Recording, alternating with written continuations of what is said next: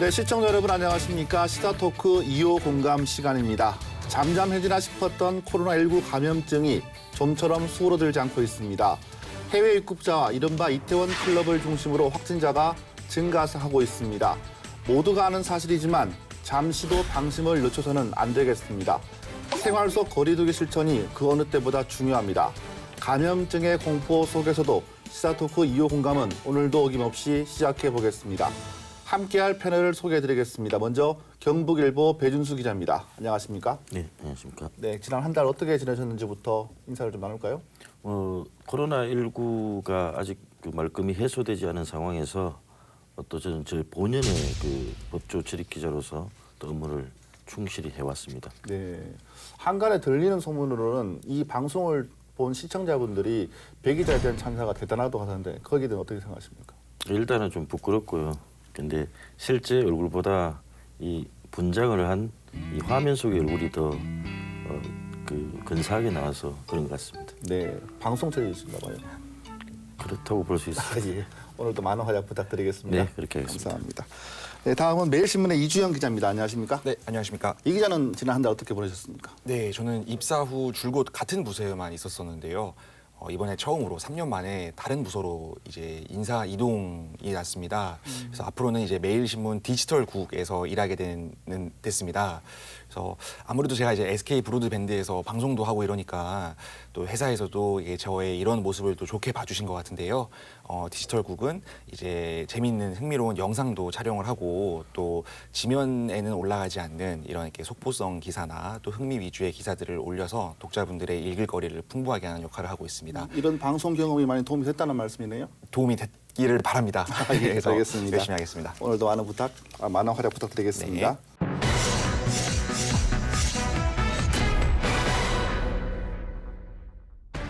네, 오늘 첫 번째 준비한 소식은 코로나19 상황에서 필요한 폭염 대책에 대해서 알아보겠습니다.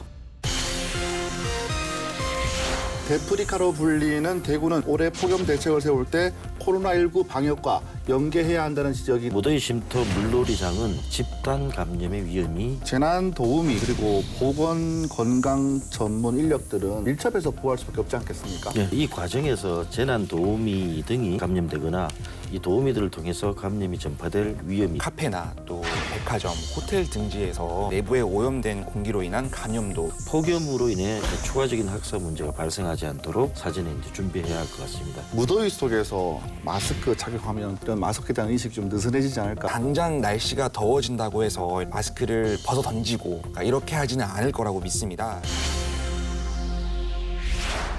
네, 매년 그렇지만 대구는 벌써부터 여름을 향해 가고 있습니다. 올해는 한반도를 포함한 동아시아 지역에서 평년보다 폭염 발생 일수가 늘어날 확률이 50% 이상이라는 예보가 나와 있습니다. 오죽하면 데프리카로 불리는 대구는 사정이 더할 것 같은데요. 코로나19가 감염 위험도 말끔히 사라지지 않은 상황에서 이런 상황에서 올해 폭염 대책을 세울 때 코로나19 방역과 연계해야 한다는 지적이 나오고 있습니다. 배 기자 준비하셨죠? 네, 올해는 이례적으로 코로나19 방역과 그 폭염 대책이 시기적으로 이제 겹치게 됐습니다. 두 대책이 서로 모순되는 부분이 있기 때문입니다. 대구에는 경로당이나 지하철역 등지에 설치된 무더위 쉼터가 925곳이 되고요.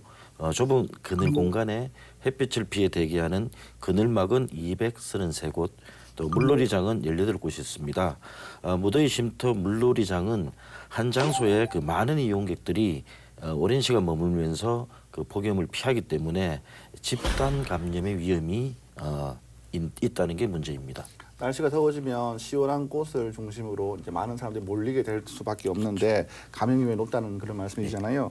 실내외 집단 체류용 대책 그렇다면 이게 어떻게 좀 대책을 마련하면 좋을까요? 네, 이런 무더위 쉼터와 같은 실내 집단 체류 형태에 대한 대책은 아무래도 외부로 나가는 것이겠죠. 그러니까 뭐 부득이하게 실내에 있어야 된다면은 뭐 이제 공공기관 대강당 같은 어느 정도 규모가 확보된 그런 공간으로 가야 될 것 같습니다.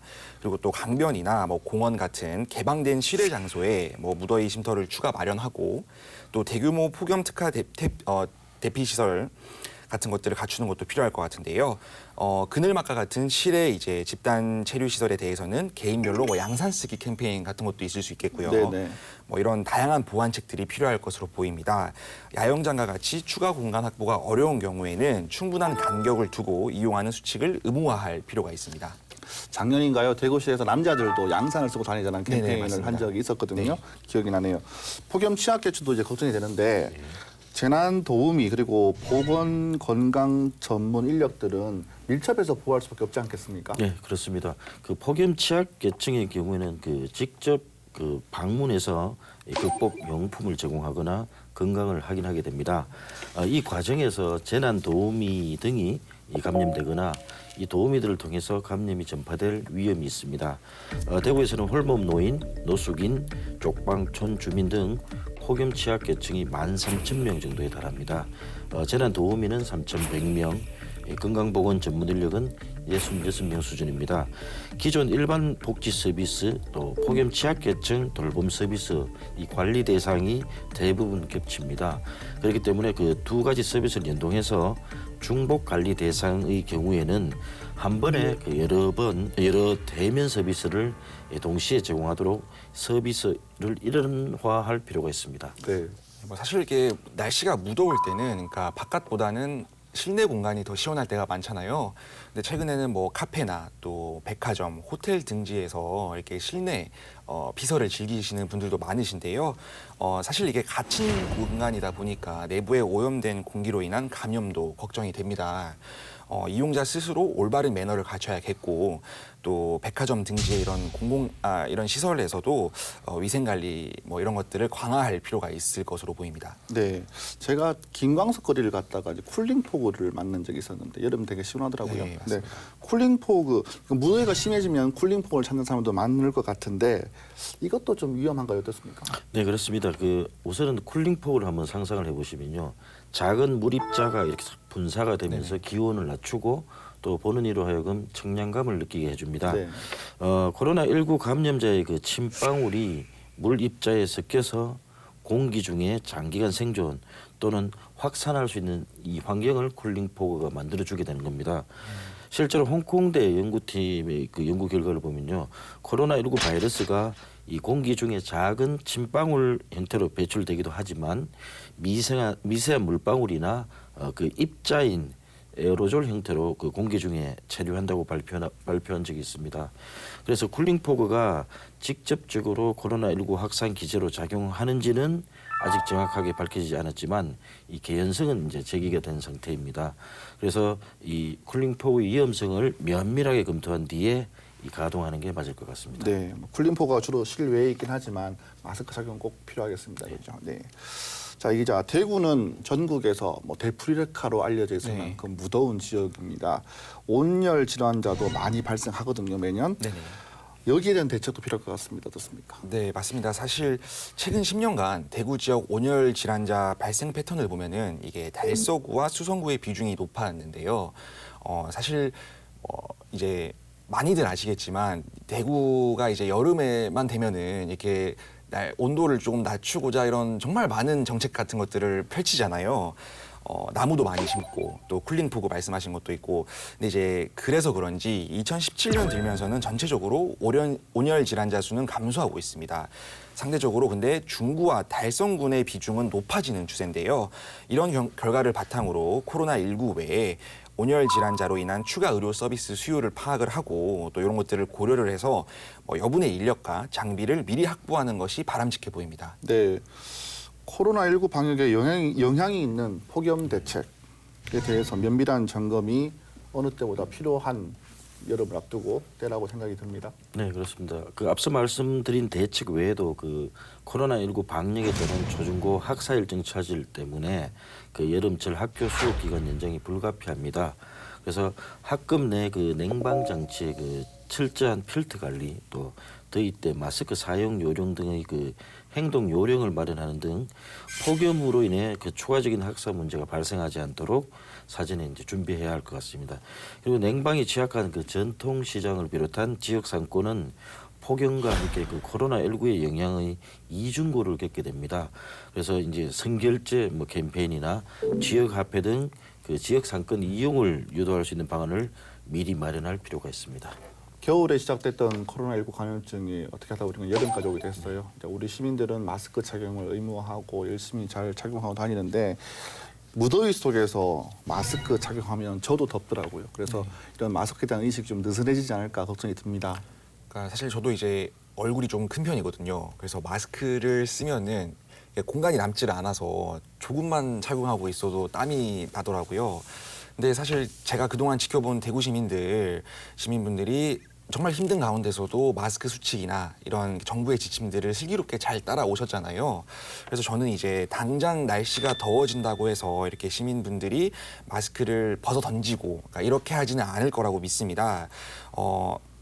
이제 비말 감염의 위험이라는 것도 저희 대구 시민분들이 어떻게 대처해야 되고 또 어떤 위험성이 있는지 충분히 지난 코로나 사태로 학습을 하셨기 때문에 이렇게 또 잘 슬기롭게 대처하실 것으로 봅니다. 네, 마스크를 착용하고 여름을 보내는 게 쉽지는 않을 것 같습니다. 쉽지 않죠. 예, 그래서 네.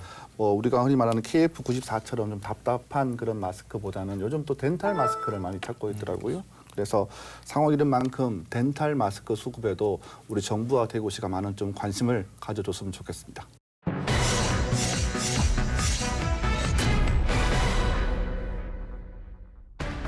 네, 다음 소식은 지난 3월 예정돼 있었던 대구시의 하수 찌꺼기 건조 연료화 사업 준공이 또다시 연기됐다는 소식입니다. 찌꺼기 건조 연료화 사업은 기준치 이상의 그 발암 물질이 검출되자 이 논란이 대구시는 근데 일반 생활 쓰레기만 처리해야 하는 위생 매립장에 60만 톤이 넘는 고화토를 불법 매립해요. 환경법 위반 혐의로 벌금 500만 원을 매달 14억 원 정도를 더 부담하고 있습니다. 실패로 끝난 이 고화토 시설을 대신할 수 있는 건조 연료화 시설이 3년이 지나도록 완공할 기미가 보이지가 않습니다. 이번에는 예상했던 것보다 낮은 수분 함량으로 덩어리가 형성되는 찌꺼기 뭉침 현상이 발견이 됐는데요. 설비를 다시 설계해야 되는 문제가 발생하고 있습니다. 자, 먼저 이 하수 찌꺼기 슬러지가 무엇인지 좀 알아보고 싶고요. 또 이 사업이 언제 착공했는지도 좀 알아보고 넘어갈까요? 네, 보통 저희 하수 찌꺼기를 슬러지라고 합니다. 그래서 하수 처리장에서 처리하고 남은 오물 찌꺼기인 셈인데요. 이 슬러지를 시멘트 등과 혼합해서 건조, 고화 작업을 거쳐서 만든 것을 고화토라고 부르거든요. 근데 흙처럼 보이는 이 고화토 같은 경우에는 이제 여태까지는 그 주된 처리 방식이 매립이었습니다. 그래서 땅에 파묻는 방식으로 처리를 해왔습니다. 네. 네, 찌꺼기 건조 연료화 사업은 그 지난 2016년에 대구시가 그 위생 매립장에 묻어왔던 고화토에서 기준치 이상의 그 발암 물질이 검출되자 논란이 됐습니다. 위생 매립장에는 가정에서 나오는 생활 쓰레기와 함께 그 하수 종말 처리장의 오물 찌꺼기도 함께 묻습니다. 그러나 2014년 대구 보건환경연구원이 분석한 고화토 성분 분석 결과 시안과 페놀 등 그 발암 물질이 기준치를 크게 초과 검출된 것이 뒤늦게 밝혀지면서 이 관련 논란이 잇따랐습니다. 네. 그러니까 뭐 유해 물질 함량이 기준치를 넘게 검출이 되면 원칙적으로는 환경 폐기물로 별도 처리를 해야 되거든요. 대구시는 근데 일반 생활 쓰레기만 처리해야 하는 위생 매립장에 2011년부터 약 5년간 60만 톤이 넘는 고화토를 불법 매립해 왔습니다. 엄연한 폐기물 관리법 위반 사항이 아닐 수 없는데요. 대구시는 당시 이제 관련 보도가 쏟아지자 지난 2016년 11월 하수 슬러지 고화 정책을 폐기를 하고 건조 연료화 처리 방식으로 조속히 전환하겠다고 밝혔습니다. 네. 당시 권영진 대구시장은 슬러지 처리에 총체적인 잘못이 있음을 절감을 했다. 또 그 심려를 끼친 점 시민분들에게는 죄송하다라고 밝히면서 건조화 처리 건물은 그대로 활용하되 이 내부 시설이나 이런 것들을 이제 변경을 해서 2018년 이후부터는 고화토가 더 이상 발생하지 않도록 이렇게 약속을 했었습니다. 그래서 대구시는 환경법 위반 혐의로 벌금 500만 원을 물게 됐습니다. 지난 2017년 1월부터 고화토의 매립장 반입을 또 금지를 시켰는데요.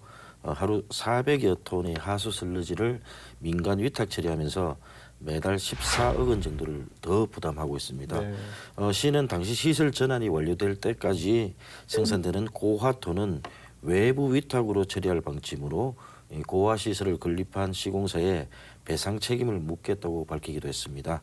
권 시장은 매립장에 그 고화토를 반입한 비용과 또 앞으로 들여야 할 외부 위탁 처리비 등 대구시의 손해 비용을 산정해서 시공사에 배상을 요구하겠다 이렇게 말하기도 했습니다. 예. 유해 물질을 함유하면서 실패로 끝난 이 고화토 시설을 대신할 수 있는 건조 연료화 시설이 이제 필요하다는 이야기가 이것 때문에 나온 것 같은데요. 실질적인 사업은 2018년 3월부터 시작됐다고 하죠. 앞서 대구시가 밝혔던 하수 처리에 나온 하수 찌꺼기 이걸 갖다가 이제 화력 발전소 연료로 바꾸는 사업이라고 하더라고요. 2017년부터 시작했는데 3년이 지나도록 완공할 기미가 보이지가 않습니다. 네, 이 사업은 서부 건조 연료화 시설 하루 용량이 이제 115톤입니다. 또 신천 건조 연료화 시설, 이 시설은 230톤인데요. 이 두 개로 조성 중입니다. 총 484억 원의 민간 투자로 이뤄집니다. 원래는 올해 3월 예정됐던 준공이 또다시 미뤄지면서 논란이 일고 있습니다. 이번에는 예상했던 것보다 낮은 수분 함량으로 이 덩어리가 형성되는 찌꺼기 뭉침 현상이 발견이 됐는데요. 설비를 다시 설계해야 되는 문제가 발생하고 있습니다. 네. 대구시는 최근 사업의 마무리 기한을 애초 3월 27일에서 그 5개월 연기한 8월 27일로 바꿨습니다. 시설 안에 찌꺼기를 옮기려는 문제가 발생했기 때문입니다. 문제의 핵심은 저장조 안에 그 하수 찌꺼기가 덩어리째 뭉치는 것입니다. 컨베이어 벨트로 찌꺼기를 옮겨서 건조와 처리를 해야 하는데 이 반입구가 찌꺼기 덩어리로 막히는 이른바 병목 현상이 생긴다는 것입니다. 컨베이어 벨트로 가다 보니까 앞에서 막히면 계속 이렇게 막히는 현상, 병목 현상이 나타나는데 그 이유가 무엇이겠습니까? 찌꺼기 내 수분 비율을 함수율이라고 합니다. 이 함수율이 원인으로 드러났는데요. 현재 시공한 설비는 함수율이 83%에 맞춰져 있는데 대구 하수 찌꺼기의 함수율은 63%로 낮아서 찌꺼기가 이제 뭉쳐진다는 거죠. 수분 포함치가 낮아지니까 당연히 이제 뭔가 이 찌꺼기도 이게 물 흐르듯이 흘러가야 되는데 이게 이제 수분을 워낙 적게 함유하고 있다 보니까 뭉쳐지는 현상인 것 같습니다. 대구시는 준공이 그 5개월 늦춰짐에 따라서 그 37,500톤 정도 분량의 하수 찌꺼기를 민간 처리 업체에 맡기게 됐습니다. 이로 인해서 찌꺼기 처리 수수료, 사업비 등 17억 8천만 원 정도의 그 추가 비용이 발생할 것으로 보고 있습니다. 시는 사업자의 잘못된 설비 시공으로 이 사업 기간이 연장되기 때문에 이로 인한 비용을 사업자가 부담하도록 할 방침입니다. 네, 이게 사실 대구시가 이전에 활용해왔던 거는 고화토 작업이라고 이거를 건조해서, 그러니까 흙처럼 만들어가지고 묻는 방식이었잖아요. 네, 그러다 보니까 아무래도 이 시설이 그대로 남아 있었다라면은 이 수분을 함유하지 못하게 이 시설이 이런 찌꺼기들을 건조시켰을 가능성이 높은데요. 대구시 관계자는 대구의 하수 찌꺼기는 수분을 줄이고자 과거에 설치한 건조 고화 시설로 인해서 함수율이 낮아진 것이다라고 말을 했습니다. 이를 고려하지 않고 설비를 시공한 것이 문제였다면서 재설계와 시설 보완을 통해서 사업 준공을 최대한 당기겠다고 이게 말을 했습니다. 어쨌든 준공은 또 한 번 연기될 수밖에 없었고요. 네, 그렇죠. 시민들은 또 어떻게 잘 돼가나 불안해하시는 분도 있을 것 같습니다. 1월인가요? 사업이 높은 황성분 탓에 또 차질을 빚은 적도 있었지 않겠습니까? 네, 그렇습니다. 지난 1월에는 또 이게 일부 하수 처리장 하수에서 이 찌꺼기에서 황 함유량이 이게 화력 발전소 연료로는 사용할 수 없을 정도로 높게 나왔는데요. 시는 정확한 시료 분석과 다른 약품 사용, 또 하수 찌꺼기 혼합 등을 통해서 해법 찾기에 나섰습니다. 네, 문제는 그 신천 시설로 들어오는 그 달서천 하수 처리장의 하루 35톤 분량의 그 하수 찌꺼기 그 함유량에서 발생했습니다. 대구시가 올해 초 이곳 시설에 대한 시범 운전 중에 이 건조 연료의 황 함유량을 자체 조사를 해봤는데요. 환경부 기준인 2%를 초과한 것으로 측정됐습니다. 시료에 따라서 황 함유량이 많게는 4%를 넘는 것도 있었다고 합니다. 황 함유량이 많으면 발전 중에 그 황산화물 등 그 대기 오염 물질 발생이 많아지기 때문에 발전소 연료로는 사용할 수 없게 됩니다. 황성분이 많아지면서 이제 발전소 연료로 사용할 수 없다는 이야기인데 하수 찌꺼기에서 왜 황성분이 이렇게 높게 나타나는 걸까요? 네, 시와 대구 환경공단은 일단 이제 높은 황 함유량의 원인이 인근에 있는 이제 산업단지 폐수로 진단을 했습니다. 신천 북부 등 다른 하수 처리장과 달리 달서천 하수 처리장 같은 경우에는요, 이 인근에 뭐 생활하수뿐만 아니라 염색산단 또 이제 그리고 제3공단 등 공장지대가 많은데요. 그러니까 이 공장지대에서 들어오는 이 산업 폐수들이 황을 조금 함유하고 있었던 것으로 보여집니다. 문제는 이제 생활하수와 산업 폐수를 구조적으로 분리할 수 없기 때문에 당연히 이게 폐수가 이제 혼합돼 가지고 다 같이 들어올 거 아닙니까? 그러다 보니까 이거를 이렇게 뭐 따로 구별할 수가 없는 거죠. 네. 네, 그래서 대구시는 그 황 함유량을 낮출 그 방안 마련을 고심하고 있습니다.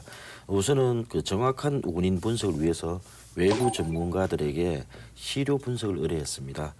또 처리 약품을 바꾸거나 황 성분이 적은 신천 하수 처리장 하수 찌꺼기와 이 섞는 등의 그 방법을 찾고 있습니다. 네. 황성분이 초과됐다고 해서 올 상반기에 예정이 돼 있던 그 건조 연료화 사업 준공을 더 이상 미룰 수는 없을 것 같습니다. 여러 시도에도 황성분을 낮추지 못하면 달서천 하수 찌꺼기는 별도의 비용을 들여서라도 사설 매립장에서 따로 처리를 하자, 이런 목소리가 설득력을 얻고 있는 것 같습니다.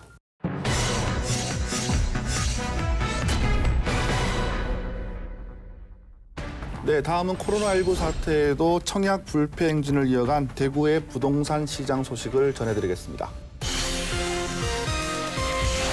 대구의 실물 경제는 꽁꽁 얼었는데 아파트 청약무 열기는 아직도 식지 않았다고. 특히 올해 분양된 아파트 단지들은 100% 완판 행진을 중구 도원동에서 분양한 한 아파트의 경우 평균 27.98대 1의 그 청약 경쟁률을, 수성구 범호동의 한 아파트는 평균 22.6대 1을, 중구 남산동의 A 아파트 평균 경쟁률이 141대 1이었습니다. 지금 뭐 대구에 있는 신축 아파트들은 청약만 하면 다 완판이 되고 있어서 청약 불패 현상 왜 이렇다고 보십니까? 새 아파트를 선호하기 때문이고, 새 아파트 가격도 올라가니 당분간은 청약 시장을 더 데울 것이라는 전망이 나오고.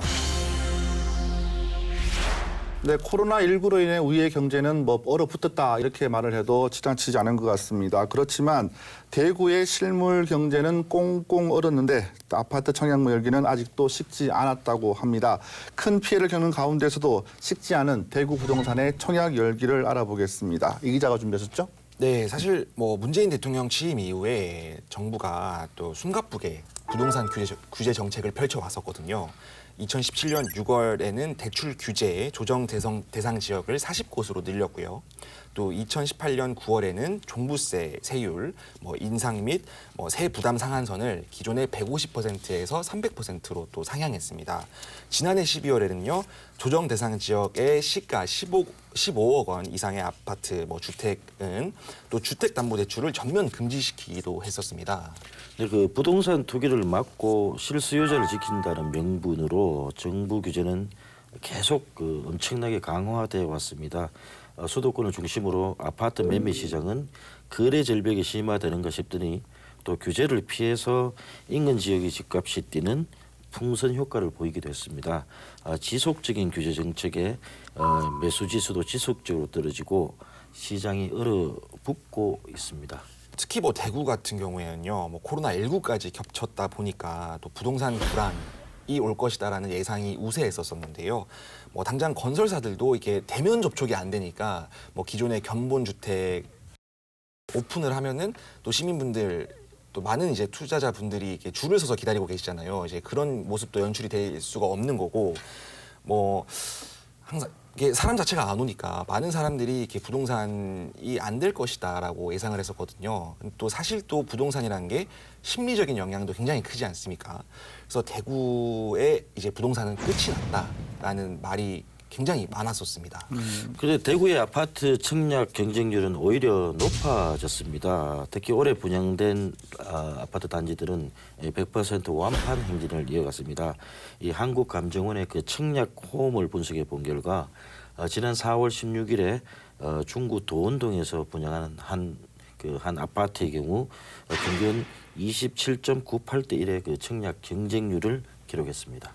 투기 가열 지구인 수성구도 놀라웠는데요. 수성구 범호동의 한 아파트는 지난 4월 14일 1순위 청약 결과 평균 22.6대 1을 기록했습니다. 이 두 단지 모두가 또 대구가 한참 코로나19로 뭐 확진자 발생을 하고 또 이제 감염 확산 저지를 위해서 이렇게 막 쑥대밭이 됐을 시기에 신청이 된 분이라서 정말 놀랐는데요. 또 올해 대구 분양시장을 연 대구 중구 남산동의 A 아파트 같은 경우에는 총 이제 394가구를 모집을 하는데 5만 5천여 명이 모여가지고 네. 평균 경쟁률이 141대 1이었습니다. 또 대구 중구 남산동의 B 아파트 같은 경우에도 1순위 마감이 됐는데요. 뭐 남구 봉덕동 또 중구 말씀하셨죠. 또 달서구 북구 할 것 없이 지금 뭐 대구에 있는 신축 아파트들은 뭐 다 그냥 청약만 하면은 다 완판이 되고 있어서 네. 이걸 뭐 어떻게 설명을 해야 될지 저도 좀 난감하더라고요. 세계적인 감염병 코로나19라는 사태도 불구하고 네. 이 대구의 분양 시장은 계속 활활 타오르고 있다는 말씀이신데 네. 청약 불표 현상 왜 이렇다고 보십니까? 결국 이제 신축 아파트에 대한 선호로 봐야 됩니다. 저 같은 경우에도 뭐 이 중고 차량을 운행하고 있지만 언제든 더 고급진 새 차로 사고 싶다는 그런 마음을 갖고 있거든요. 그래서 아파트 분양 시장에서도 똑같이 적용을 됩니다. 그래서 새 아파트를 선호하기 때문이고 또 새 아파트 가격도 올라가니 이제 재산 가치로도 이 선호를 하는 겁니다. 저금리 기조에 따른 그 풍부한 시중 유동 자금이 당분간은 청약 시장을 더 데울 것이라는 전망이 나오고 있습니다. 네. 네, 사실 부동산 같은 경우에 이렇게 실물 경기가 이게 반영이 되기까지 이게 시간이 좀 걸리는 편이잖아요. 아무래도 주식이나 이런 것들에 비해서는 훨씬 더 이게 변합의 속도가 더딘 편인데 또 이게 부동산도 이게 다 경제가 이게 연결이 돼 있다 보니까 이제 외국도 저희가 또 참고를 해야 될 것 같아요. 그럼요, 네. 그래서 미국 연방준비제도 같은 경우에는 이게 또 코로나19 확산에 따라서 경제 상황 악화가 고려가 되니까 또 미국 정부 같은 경우에는 또 기준금리를 마이너스까지 그러니까 마이너스로 낮추자라는 움직임이 지금 계속 이어지고 있습니다. 네. 이게 외신도 트럼프 미국 대통령이 계속 이제 연준에 금리를 낮춰라라고 압박한다라는 이런 보도를 쏟아내고 있는데요.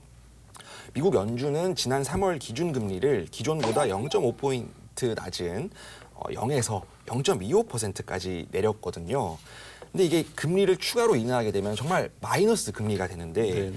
이게 기준금리가 마이너스로 하락을 하면은 시중은행이 중앙은행에 자금을 예치할 때마다 이자를 받는 대신에 오히려 비용을 지불하게 됩니다. 이렇게 돼버리면 어떻게 될까요? 그러니까 오히려 이제 뭐 이런 자금 같은 것들을 투자로 돌릴 수밖에 없다라는 전망이 또 나오고 있습니다. 네. 네, 코로나19의 영향을 받은 경제 살리기의 하나로 그 사상 초유의 저금리가 이어지고 또 시장에서는 계속 돈이 풀리고 있다고 할 수 있습니다. 일반 시민이 투자할 만한 곳이 부동산, 금, 주식, 채권 뭐 이런 건데요. 이 상황에서 돈이 어쩔 수 없이 부동산 시장으로 유입되고 있는 것 같습니다. 주식도 너무 이게 높낮이가 심해가지고 사실 접근하기가 되게 힘들더라고요. 네네. 오히려 이제 아파트 같은 것들 안정적인 그렇죠. 투자처가 될 수가 있다는 이야기죠. 네, 뭐 일단 지금까지는 대구 지역도 마찬가지였고, 그러니까 위치 좋은 신축 아파트라면은 이제 분양만 받아도 오른다. 또 이 오르는 폭도 기존의 구축 아파트들보다는 훨씬 높다라는 인식이 기정사실이었잖아요.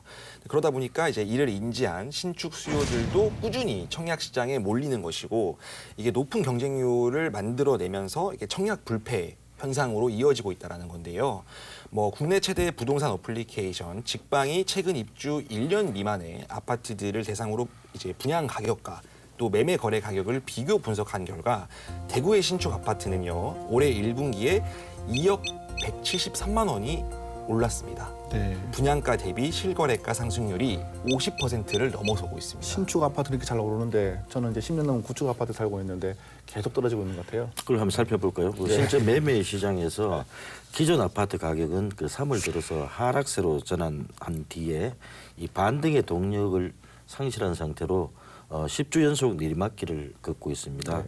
최근 몇 년간의 가파른 상승에 따른 이 조정이 시작됐다는 분석에다가 또 올해부터 본격화하는 입주 물량 증가도 이 하나의 원인으로 지목되고 있습니다. 이 하락폭이 크지는 않지만 위축된 부동산 시장 경기를 반영하는 지표가 돼서 향후 집값에 미칠 영향이 주목됩니다. 한국감정원이 5월 7일 발표한 5월 첫 주 주간 아파트 가격 동향을 살펴보면요. 대구의 아파트 매매 가격은 지난주 대비 0.02% 하락했습니다. 지난해 9월부터 25주 연속 오르던 가격이 지난 3월 첫째 주 하락으로 전환된 뒤에 내림세가 계속 이어지고 있는 모양새입니다. 네, 이 중 달성군의 하락폭이 가장 컸습니다. 동구도 하락폭이 컸었고요. 근데 이 중 남구는 또 이게 소폭 상승을 했었습니다. 나머지 지역은 지난주 가격과 전주 가격과 변동이 없었는데요. 투기 가열 지구인 수성구는 3주 연속 시세 변동 없이 보합을 유지했었고 경북은 또 0.04포인트로 대폭 하락했었습니다. 전세 변동률은 대구는 보합, 또 경북은 조금 내려간 것으로 조사가 됐었습니다. 하락폭이 제일 큰 데가 달성군이었다고요? 달성군이. 예, 제가 참고로 달성군에 살고 있습니다. 네. 외곽 지역이다 보니까 정리를 해보면 영향을, 많이 받는 것 같습니다. 네, 기존 아파트 매매 가격이 10주 연속 이제 하락세를 이어가고 있습니다. 신축 중심의 아파트 그리고 분양권 매매는 또 인기가 여전한 상황인데 앞으로 전망에 대해서 궁금해하는 분들이 많을 것 같습니다. 네, 대구의 입주 물량은 올해 1만 3천여 가구를 시작으로요. 앞으로도 쏟아집니다. 2021년에는 1만 5천여 가구, 2022년에는 1만 6천여 가구가 예정돼 있습니다. 근데 많은 대구 시민분들이 한참 대구의 신축 물량이 쏟아졌던 2015년에서 19년 이때와 비교하면은 적정세다. 크게 이제 많지가 않다라는 분들도 계신데요. 그러니까 사실 지금 경제 동향과 타 지역들을 비교해 봤을 때는 물량이 적은 물량이 아니고요. 또 이제 전문가들도 마찬가지로 코로나19로 인한 실물 경기의 침체가 예상이 되고 있고 또 이제 앞으로의 사태 종식이나 이런 것들이 언제 코로나가 끝날지 불확실한 상황이기 때문에 이렇게 이제 수요 위축 같은 것들을 예상하고 있습니다. 네, 매년 그런 말 나오는 것 같아요. 내년에는 물량이 넘치기 때문에 가격종이 있을 것이다. 그런 분석이 있거든요. 어떻게 보십니까? 그래서 전문가한테 물어봤는데요. 이 부동산 자산 관리 연구소의 이진우 소장의 말입니다. 기존 아파트 매매 시장이 그 실수요자로 대체되고 있다면 청약 시장은 새 아파트 선호의 실수요자에다 분양권 전매 등 그 단기 수익을 기대하는 투자자들이 이 두터운 수요층을 이뤄서 이런 청약 분위기는 이어질 것이다 이렇게 내다봤습니다. 그런데 국토교통부는 5월 11일 주택법 시행령 개정안을 오는 8월까지 처리 시행할 계획이라고 밝히면서 부동산 정책이 또 한 번 달바꿈하게 됐습니다. 네, 부동산 경기가 활성화되면 어김없이 나타나는 게 정부의 규제라고 생각이 듭니다. 오는 8월부터 이제 대구 지역 아파트도 분양권 전매 제한 기간이 대폭 늘어난다고 하더라고요. 네, 맞습니다. 대구 8개 구군 전체의 전매 제한 기간이 현행 6개월에서 소유권 이전 등기 때까지로 강화됩니다. 등기하면은 주택으로 전환되기 때문에 사실상 분양권 전매 금지인 셈인데요. 그러니까 가뜩이나 위축된 부동산 시장에 엄청난 핵펀치를 날린 격입니다. 네네. 지금까지 분양권 전매 금지는 대구의 경우 수성구만 해당됐었습니다. 네. 뜨겁게 달아올랐던 이 아파트 청약 열기가 주춤해지는 것은 물론 노후 아파트 재건축 사업의 위축도 불가피해질 것으로 전망이 됩니다. 네. 네, 그 개정안을 조금 더 살펴보면요. 이 8월부터 조정 대상 지역 등 그 규제 지역이 아니라도 수도권과 지방광역시 대부분 지역의 민간 택지에서 공급되는 주택의 분양권 전매가 금지됩니다. 국토부는 전매 제한 기간이 짧은 점을 이용해서 분양권 전매 목적으로 청약을 하는 투기 수요가 유입되고 있다 이렇게 지적을 했습니다. 그래서 올해 전국 분양 단지 중 40% 이상이 20대 1이 넘는 청약 경쟁률을 기록하는 등 청약 과열 단지가 발생해 왔다면서 아까 말씀드린 주택법 시행령 개정안 그 배경을 밝혔습니다. 네, 지금까지 투기 가열 지구와 조정 대상 지역 등 규제 지역에 한해 분양권 전매가 소유권 이전 등기까지 금지됐었는데요. 개정안 시행 시 감일 억제 권역과 성장 관리 권역으로 이 규제가 확대가 됩니다. 대구는 도시 지역에 한해 전매가 소유권 이전 등기 때까지는 금지되는데요. 사실 대구는 광역시지 않습니까? 이 광역시의 토지는 대부분이 도시 지역입니다. 이렇기 때문에 웬만하면은 거의 모든 구군에서 이렇게 전매 금지가 이제 영향을 받을 것으로 예상이 되고 있는 겁니다. 네. 그 현재 투기 가열 지구 등 그 부동산 규제 지역이 아닌 그 지방광역시와 수도권의 민간 택지에서 건설되고 공급되는 주택은 6개월 후 분양권 전매를 할 수 있습니다.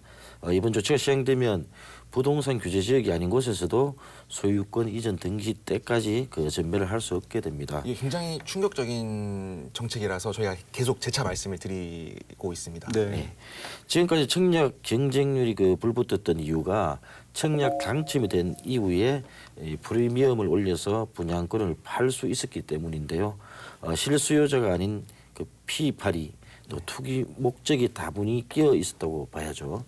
국토부의 이 같은 조치는 6개월이라는 짧은 전매 제한 기간을 이용해서 분양권 전매 목적으로 청약을 하는 이 투기 수요 유입을 막겠다는 뜻입니다. 네. 실제로 올해 들어서 전국 분양 단지 중에 40% 이상이 20대 1이 넘는 청약 경쟁률을 기록을 했고요. 또 2017년에서 19년까지 수도권 광역시 민간 택지에서 20대 1 이상의 경쟁률을 기록한 분양 단지 당첨자 4명 중에 1명은 전매 제한 기간 종료 후 6개월 내에 분양권을 매도한 것으로 나타났습니다. 그러니까 분양권 가진 사람 중에 4명 중에 1명이 6개월도 안 돼서 이 분양권을 프리미엄을 붙여서 누군가에게 팔았다는 뜻이죠. 네. 대구 지역 부동산 관계자의 말이 기억이 납니다. 이런 현상이 이제 집이 없는 사람들한테는 집을 공급한다는 아파트를 공급한다는 의미에서 좋겠지만은 미분양 물량이 발생을 할 수도 있고 그리고 또 재개발 재건축 사업도 위축될 수도 있다는 이야기가 나오던데요. 정부가 잘 조정해서 주택 사업, 경기 사업을 잘 조정했으면 좋겠습니다.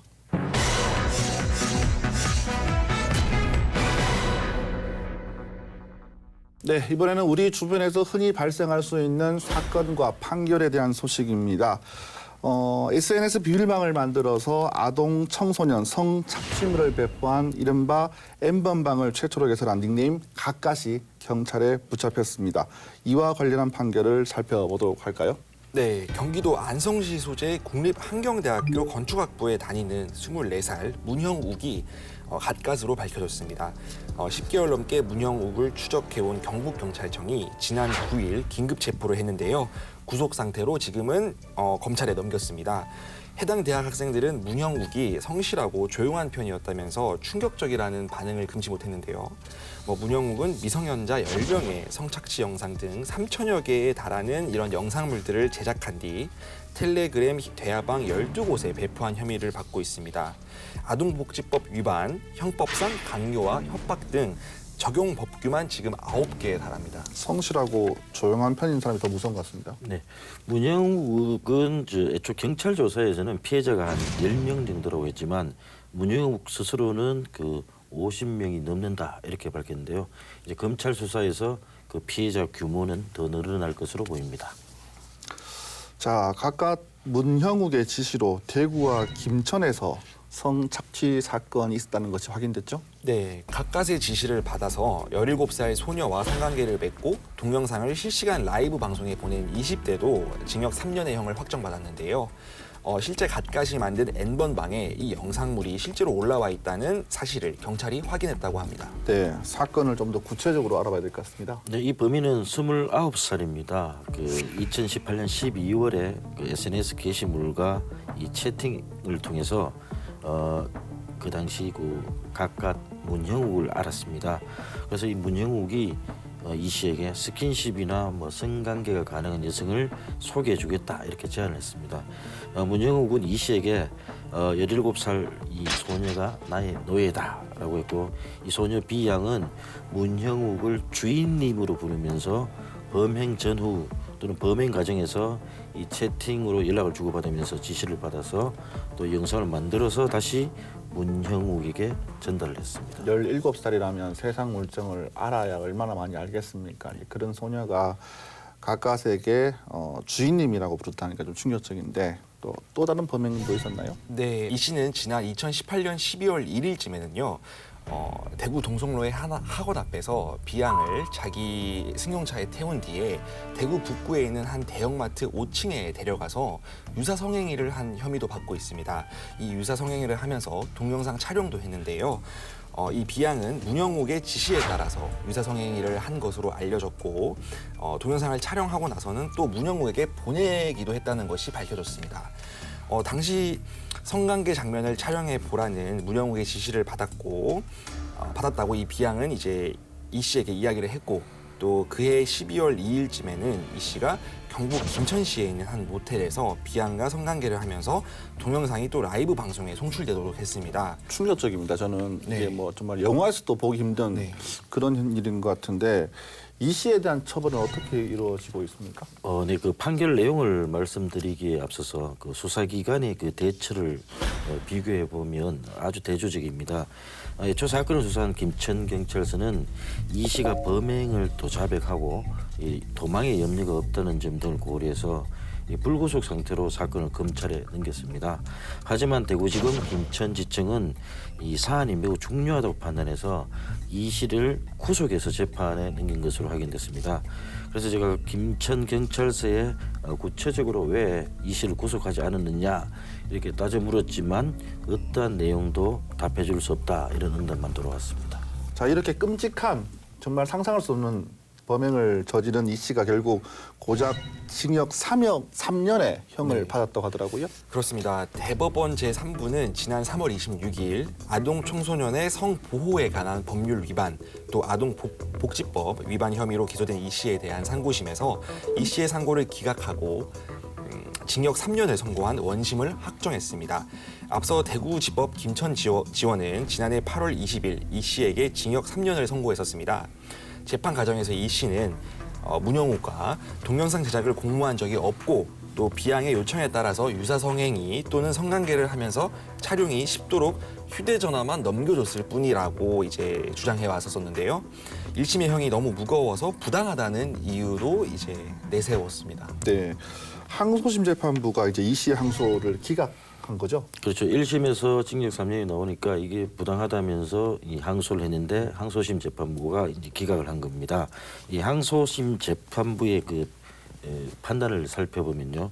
우선 재판부는 범행 수법과 내용에 비춰서 재질이 매우 불량하고 또 아동 청소년의 건전한 성적 정체성을 왜곡시켜서 신체적 정신적 발달에 악영향을 끼칠 수 있고 또 아동 청소년에 대한 비정상적인 성적 충동을 일으켜서 아동 청소년을 상대로 한 성범죄로 이어지게 할 수 있다는 점에서 비난 가능성이 크다. 이런 점들을 다 종합하면 엄중한 처벌을 하지 않을 수 없다. 이렇게 지적을 했지만 이 씨가 잘못을 반성하는 데다 형사처벌 전력이 없는 점, 범행 과정에서 이 피해자에게 별다른 유형력을 행사하지 않은 것으로 보이는 점, 특히 그 피해자인 비양이 문형욱으로부터 협박을 당하고 있다는 사실을 알게 되자 수사기관에 신고한 것을 권유한 뒤 실제로 그 비양이 고소로 추가 피해를 보지 않게 된 점 등을 유리하게 참작했다. 그래서 이제 이 3년이 적당하다 이렇게 판단했습니다. 네. 각각 문형웅의 지시를 수행한 또 다른 남자도 있다는데 이 남자도 징역 3년형을 받았다고요? 네, 대법원 제2부는 지난 2월 11일 또 아동 청소년의 성보호에 관한 법률 위반 음란물 제작 또 배포 등에 대한 혐의로 기소된 김모 씨, 이 남성은 37살입니다. 이 김모 씨에 대한 상고심에서도 김 씨의 상고를 기각하고 또 징역 3년형을 확정했습니다. 김 씨도 그 지난해 3월 9일 SNS를 통해서 이 각각 문형욱을 알게 됐습니다. 그래서 이 김 씨가 문형욱에게 이 아동 청소년 이용 음란물 제작을 의뢰를 했습니다. 그래서 이 의뢰를 받은 문형욱은 평소 자신에게 협박을 당하던 13살 소녀에게 2개의 동영상을 제작하도록 한 혐의로 재판에 넘겨졌습니다. 김 씨는 2016년 7월 14일부터 2년 가까이 경기도에 있는 자신의 집에서 랜덤 채팅 앱을 통해 알게 된 15살 소녀에게 88개의 음란물을 제작하도록 한 혐의로도 기소가 됐습니다. 네, 김 씨는 2018년 5월 31일부터 지난해 4월 22일까지 SNS로 알게 된 16살 소녀로부터 또 76개의 동영상을 촬영하도록 했습니다.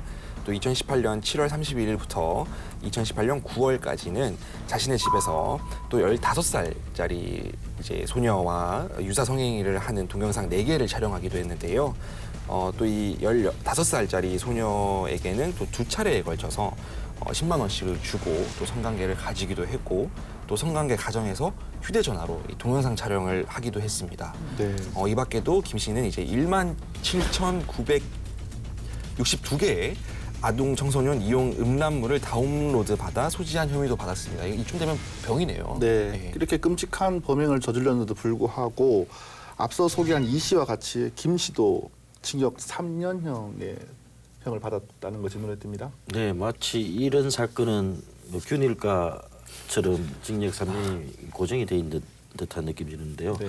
1심은 대구지법 안동지원이 맡았습니다.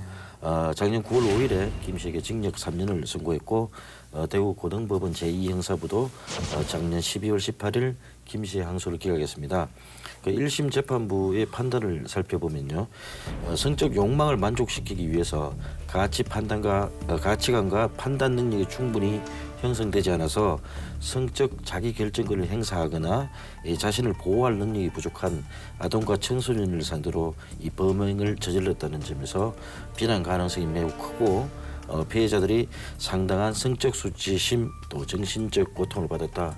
이 재판부들이 애초에 이렇게 그 엄중한 책임을 물어야 한다면서 이렇게 지적을 합니다. 그러나가 나옵니다. 그러나 네네. 피고인이 장차 치료를 받아 왜곡된 성적 충동을 고치겠다고 다짐하고 있는 점, 그리고 피고인의 가족과 지인이 이 김 씨에 대한 선도를 다짐하면서 선처를 단언하는 점 등을 참작했다. 그래서 징역 3년이 적당하다 이렇게 판단을 했습니다. 피해자들이 온전한 정신으로 사회에 복귀할 수 있을지 걱정이 들고요. 이분들이 이 3년이라는 결과에 대해서 우리 국민들의 법 감정으로는 참 가볍다고 느껴지지 않을 수밖에 없을 것 같습니다. 네, 디지털 성착취물 거래 범죄인 N번방 사건을 계기로 또 성착취물 관련 범죄의 형량을 높여야 된다라는 목소리가 힘이 실리고 있습니다. 실제로 무기징역까지 내릴 수 있는 아동 청소년 성착취물 제작 범죄의 적정 양형을 묻는 설문조사에서 3년형을 선택한 판사가 가장 많았습니다. 또 관련 단체와 전문가들이 평균 10년형이 적절하다고 답변한 것과는 좀 차이를 보이는데요. 대법원 양형위원회가 양형 기준을 만들기 위해 지난 3월 4일부터 13일 동안 판사 668명을 설문조사를 했습니다.